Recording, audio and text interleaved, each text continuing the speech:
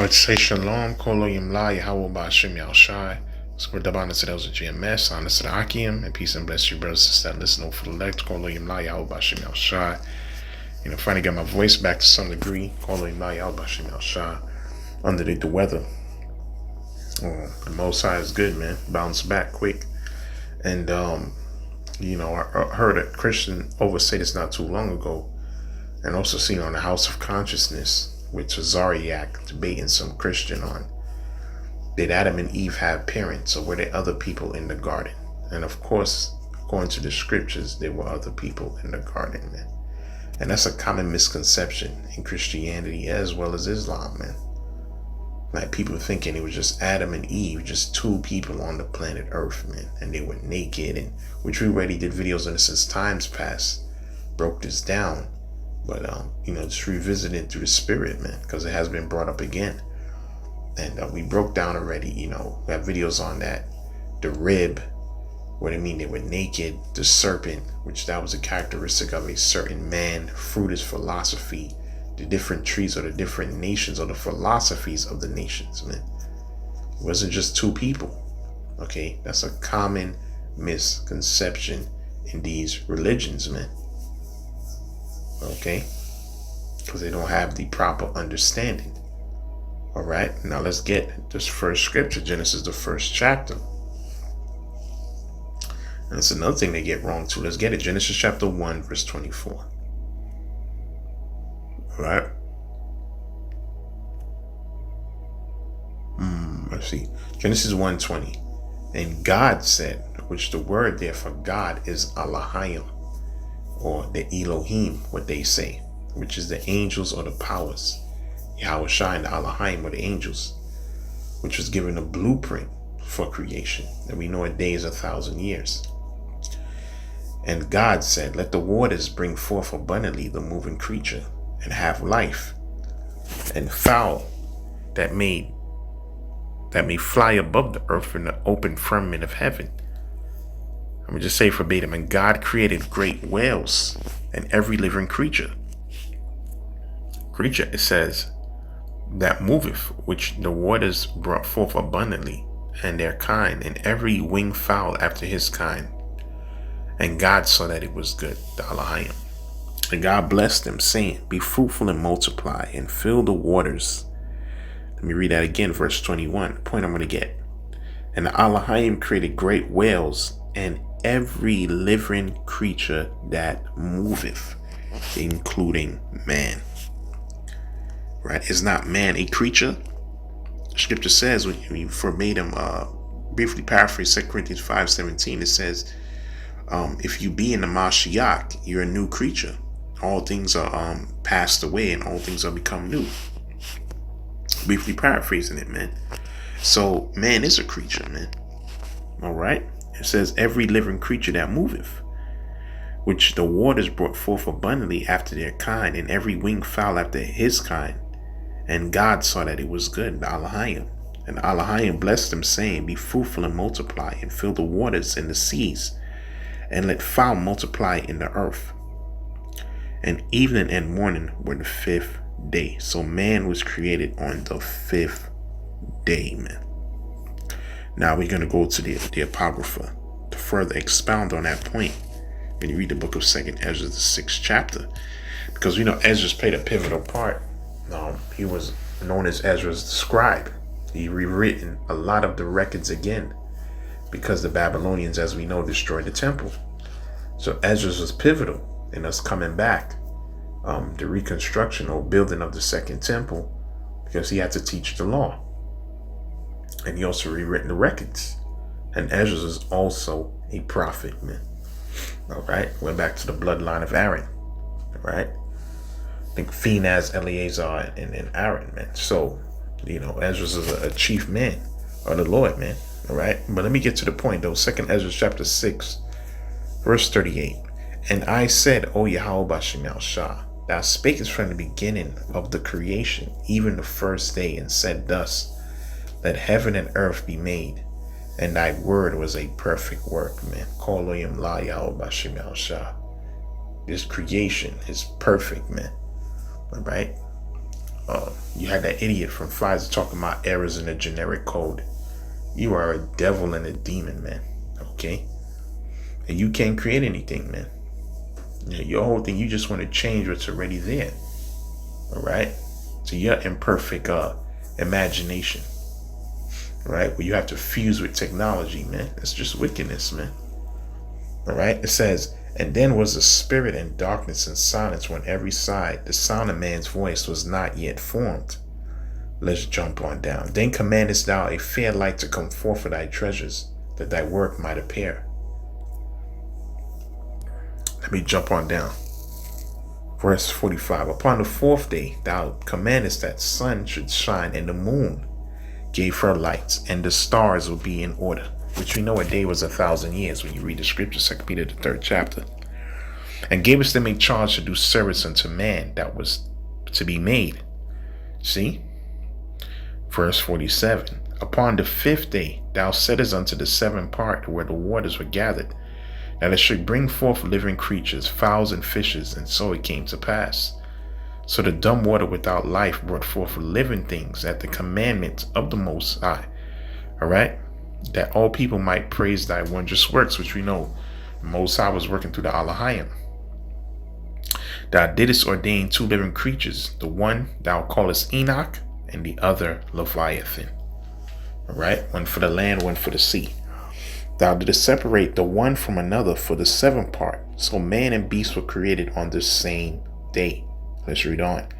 Where the water was gathered together might not hold them both.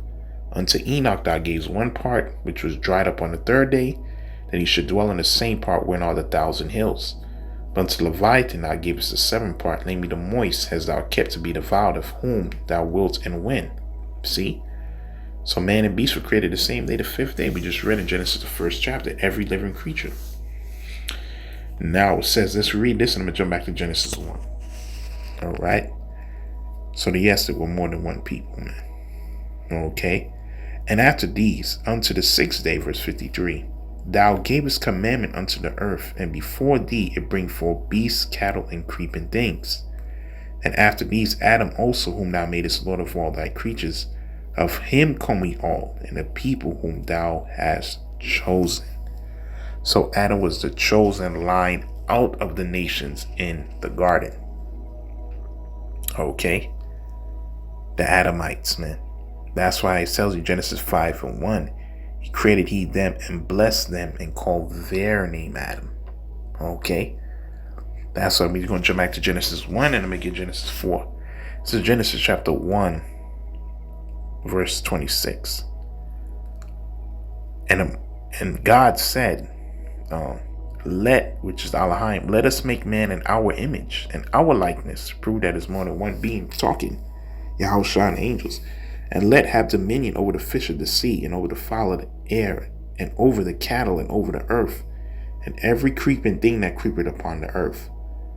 So the Elohim created man in his own image, meaning what he gave man the law, understanding. It wasn't written down yet, right? It was passed down orally.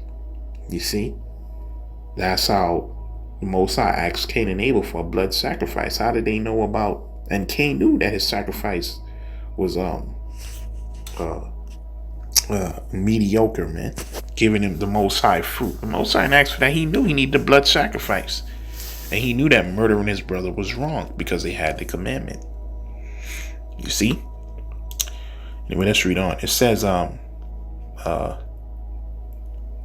was I? It says, so the Elohim created man in his own image, and in the image of Elohim created he, and male and female created he them.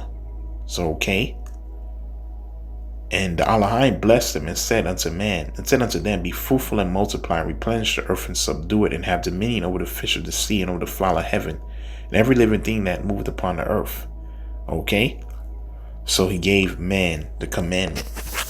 Okay. So the Adamites was chosen out of the people that was on the planet earth at that time, man. And to further prove people on the planet Earth, before I get to Genesis, let me see, there's another precept I may get in 2nd Ezra. Let me see.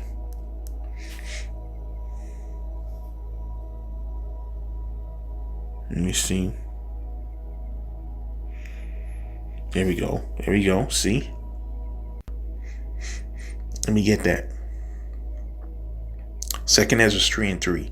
It says, "And my spirit was sore moved, so that I began to speak words full of fear to the Most High, and said, O Yahweh Shemel Shah, who bears rule, thou spakest at the beginning, when thou didst plant the earth, that thyself alone, and commanded the people, and gave a body unto Adam, without soul, see, which was the workmanship of thine hands, and didst breathe into him the breath of life, and he was made a living before thee. All right. And thou leddest him in paradise, which thy right hand had planted before ever the earth came forward, man. And unto him thou gavest commandment to love thy way." So what did the Most High, or the Elohim, underneath the Most High, give to Adam? They gave him a commandment. That's what made him a living soul. That's what separated him from the other people that was in the garden. I'm going to read that in the Genesis, the 4th chapter, to prove that they were other people. "And unto him thou gavest commandment to love thy way." It said unto him, okay, the Adamites, to love thy way, which he transgressed. He broke the law. He broke the commandment. Okay, that's why death came upon all men, because we all come through Adam.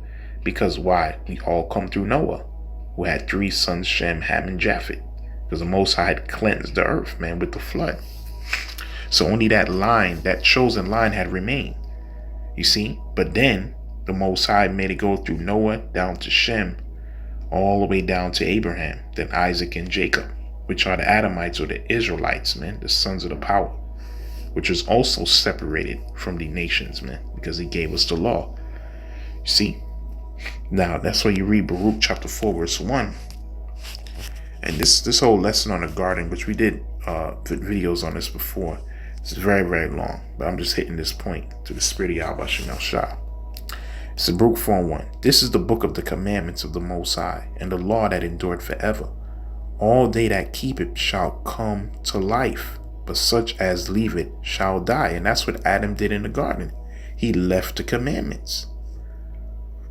Right? And if you keep it, you'll come to life. That's what the Most High gave him. That made him a living soul, because he was in his image, man. In his likeness, which is what? To be righteous, man. Okay? That's what the Most High told Israel. "I severed you from other people, that you will be mine."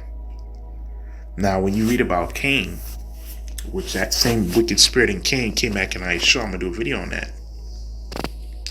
Spirit Yahweh Shemel Shah. It's the same being. When Cain left the garden, man, and Christians could never answer these questions, man. Cain left the garden, man. Okay? He got cursed with a mark, which is leprosy. And what happened? Genesis chapter 4. It says, so we know he killed his brother, right? Now let's read on. Let's read Genesis chapter 4.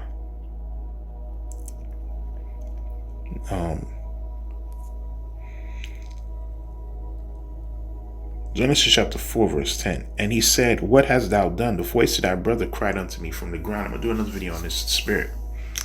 "And now art thou cursed from the earth, which opened her mouth to receive thy brother's blood from thine hand. When thou tillest the ground, it shall not henceforth yield unto thee her strength. A fugitive and a vagabond thou shalt be in the earth." And he's still a fugitive and a vagabond. I got videos I got to do to the spirit of Yahweh Shemel Shah. He's fleeing from justice, but he's being preserved. All right. "And Cain said unto Yahweh Shemel Shah, My punishment is greater than I can bear. Behold, thou drivest me out of the day from the face of the earth, and from thy face I'll be hid, and I shall be a fugitive and vagabond in the earth. It shall come to pass that everyone that findeth me shall slay me." So here it is, he killed his brother and he's scared to death, man. That's a typical Edomite, man. All right. They did all this evil to us, but they don't want to face their judgment now. "And Yahweh Shemel Shah said unto him, Therefore whosoever slayed Cain, vengeance shall be taken upon him sevenfold." See that? Completion. So no one could touch this man, because he's being preserved for something greater. "And Yahweh Shemel Shah set a mark upon Cain, lest any finding him should kill him," which we know is leprosy. "And Cain went out the presence of the Lord," which is what? Which was in the garden. All right? Which was in Eden. All right. The whole earth at that time uh, was known as Eden or Idan or a paradise. All right. It tells you that the garden was eastward in Eden, which we know that's what Jerusalem today, or the land of Israel today, I should say. Okay. Which is the best land. Okay. And Abraham's journey, what they call the Fertile Crescent, was the journey to get back into the garden. All right. And Cain went forth out of the presence of the Lord, which was the garden, and dwelt in the land of Nod, on the east of Eden. And Cain knew his wife. And this is the point. Where did he get his wife from? If it was just Adam and Eve and Cain and Abel. Where did he find this woman from? And he went east of Eden. Who was she? And bare Enoch, and he builded a city.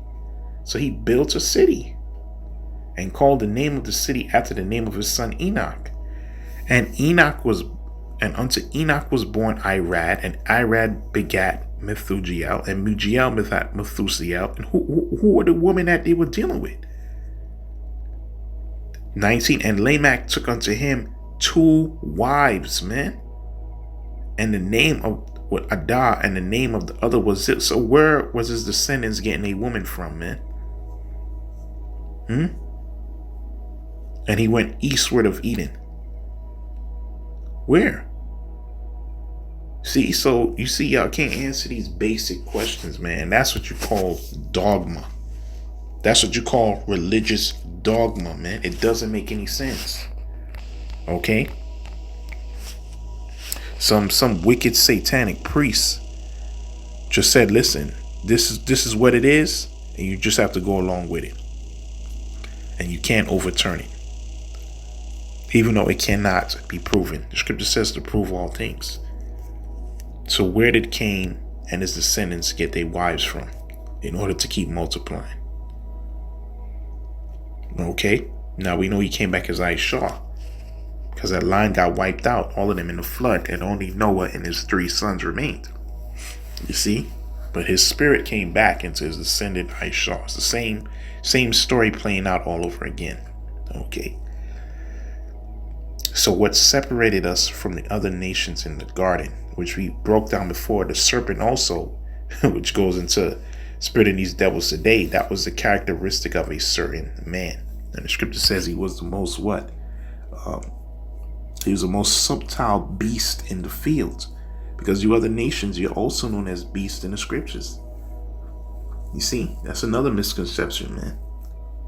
Misunderstanding people got, man.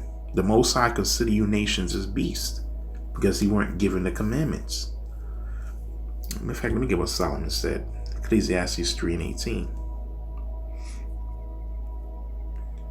Ecclesiastes 3:18, it says, I said in mine heart concerning the state of the sons of men, that the Most High might manifest them, that they might see that they themselves are beasts. See that? So the Most High considered the sons of men what? Beasts, man. Because they weren't given the law. They weren't given understanding. That's why King David said he showed his word to Jacob, his statutes and judgment to Israel. He have not dealt so with any nation. As for his judgments, they don't know them. Okay, so beasts are running the planet Earth. That's why the scripture calls Aishah a beast. He was a serpent, he came back as a dragon. That's what scripture talks about at MOTB. He's also known as the beast in the book of Revelations, man. You see? But it's symbolic. It's written as a parable. Okay? Dark sentences. Because it's not meant for everybody to receive it. And you're not going to go on and on. But let me just read this last precept though. Isaiah 40:17. It says, all nations before him are as nothing, and they account to him less than nothing and vanity. That's where you're considered beasts, man. Okay, that's where you read verse 15. It said, behold, the nations are as a drop of a bucket, and as counted as a small dust of the balance. Okay, behold, he taketh of the isles as a very little thing, man. See, so the Most High don't care about you nations. He never did. But there were other nations in the garden. He just didn't choose them. He chose the Adamites, a people for himself. Okay, And when that line went off, death came upon all men. You see? But through Yahushua, we have life again, as it is written in 1 Corinthians, the 15th chapter, man. Okay? Now we're making our way.